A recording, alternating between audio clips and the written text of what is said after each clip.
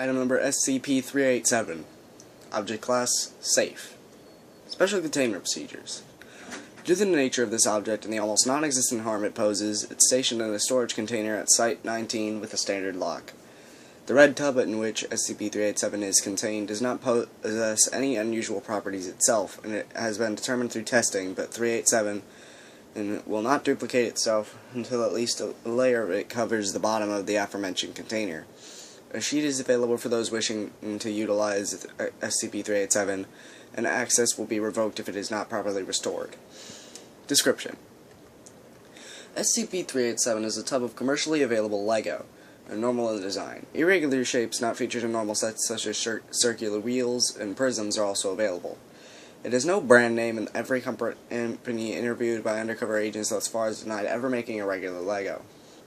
When the tub is not full, i.e. when it is partially or almost fully emptied, the LEGO will slowly duplicate themselves, stopping when the container is full. The interesting property of SCP-387 is that when constructed by a human hand, see Addendum 387-D, the constructions will animate themselves, performing activities based on their surroundings. For example, a LEGO man, which is a man constructed using the provided humanoid parts, is placed in the car, it will begin to drive it. Further experimentation has revealed that the car, and indeed any complex machine, needs no internal engine or power source. The LEGO people have some form of sentience, as they interact with each other quite readily. If left over time, the constructed people and buildings will evolve. They will take on occupations based on the buildings around them, e.g. some people will become firemen and use fire trucks if the corresponding objects are there. They will also use SCP-387 to construct more things to expand their society. Humans can interact with them quite peacefully, but if a human becomes hostile to them, they'll immediately cease all activity and become inanimate. SCP-387 was found in February of 2000 redacted by Agent H redacted. During a long train ride back to the city he lived in, Agent H redacted idly constructed a man from SCP-387, which was in the seat behind him at the time. Several seconds later, it became animated.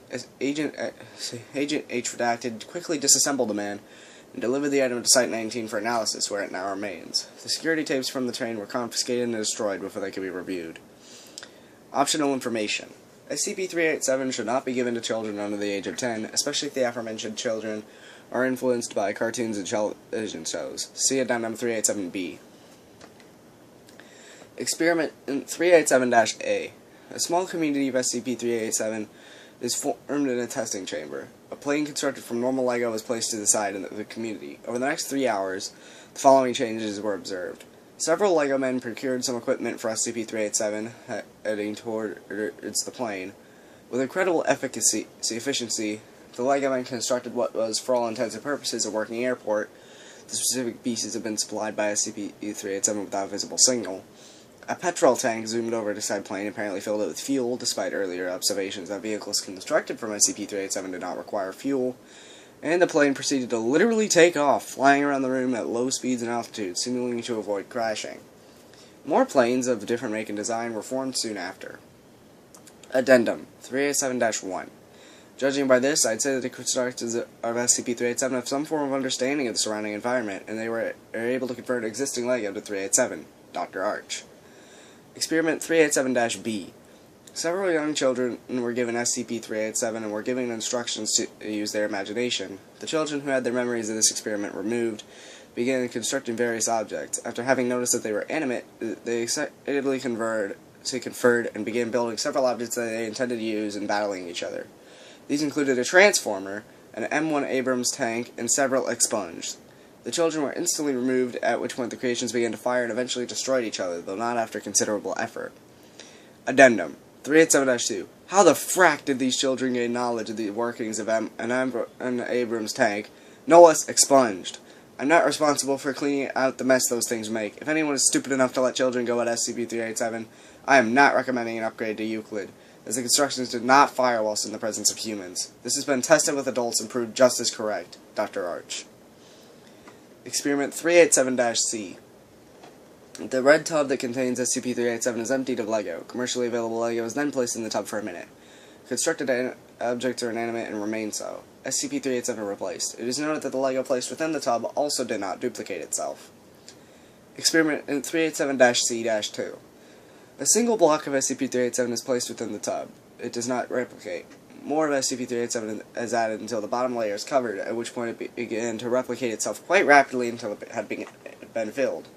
The amount of SCP-387 removed from the tub continued to work. Similarly, when an amount of SCP-387 higher than the tub's capacity was placed in the tub, it shrank until the red tub was fully filled.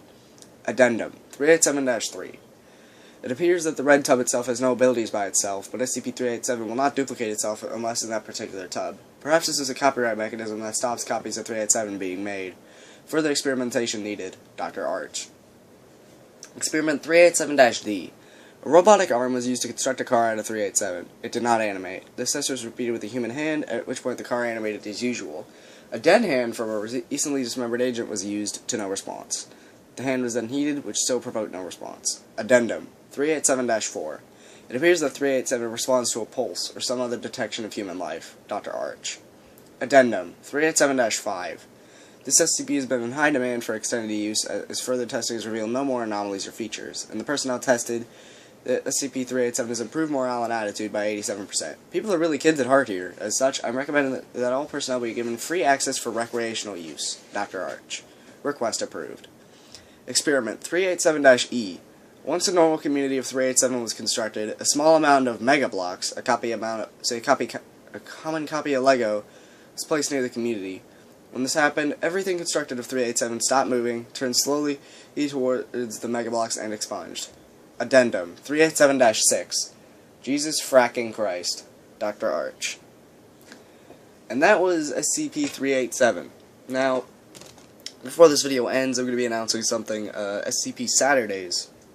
You guys voted for it on the Amino poll, and now Saturdays are going to get 2 SCP readings, and that's where the retired ones are going to go. Of course, this doesn't make any sense if you're just coming from nowhere, but whatever. Anyway, you come back next time when I'm going to be reading a retired SCP from the polls. See you guys then. Bye-bye.